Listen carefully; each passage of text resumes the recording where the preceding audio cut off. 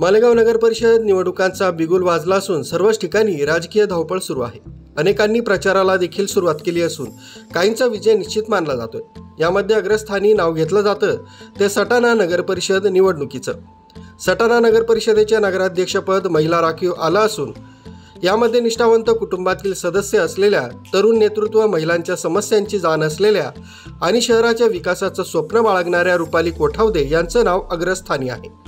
त्यांनी देखील प्रचाराला सुरुवात केली असून प्रत्येक वार्डात त्यांना भरभरून प्रतिसाद मिळतोय। आता केवळ पक्षानं त्यांच्या नावाची अधिकृत घोषणा करणंच बाकी आहे। भारतीय जनता पक्षाचे ज्येष्ठ नेते श्रीधर कोठावदे यांच्या स्नुषा असलेल्या रुपाली कोठावदे यांच्या नावाची चर्चा गेल्या अनेक दिवसांपासून शहरात सुरू आहे। श्रीधर कोठावदे यांनी पक्षासह शहराच्या सर्वांगीण विकासाला आपलं संपूर्ण आयुष्य खर्ची केलंय। त्यांच्या हातून अनेक सामाजिक कार्य पार पडले असून आता त्यांच्या निष्ठेचा मोबदला जनतेनं त्यांना देण्याचं निश्चित केलंय। रुपाली कोठावदे यांच्या रूपातून शहरवासियांना नवे नगराध्यक्ष दिसत आहेत। कोठावदे यांच्या नावाची घोषणा होण्याची केवळ औपचारिकता बाकी राहिली आहे।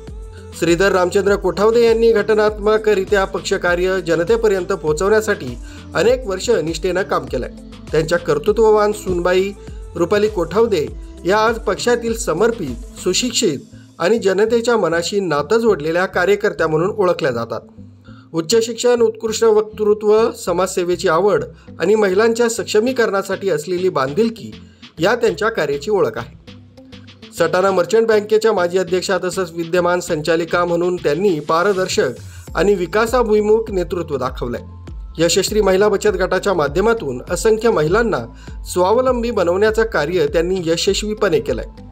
विविध सामाजिक संस्थांमार्फत त्यांनी पंतप्रधान नरेंद्र मोदी आणि मुख्यमंत्री देवेंद्र फडणवीस यांच्या योजना, सवलती आणि शासकीय उपक्रम जनतेपर्यंत पोहोचवले। त्यांच्या सामाजिक कार्याची दखल घेत अनेक राष्ट्रीय तसंच सामाजिक संस्थांनी त्यांना गौरवलंय। वैभव पाटील, कसमध्ये अपडेट, बागला।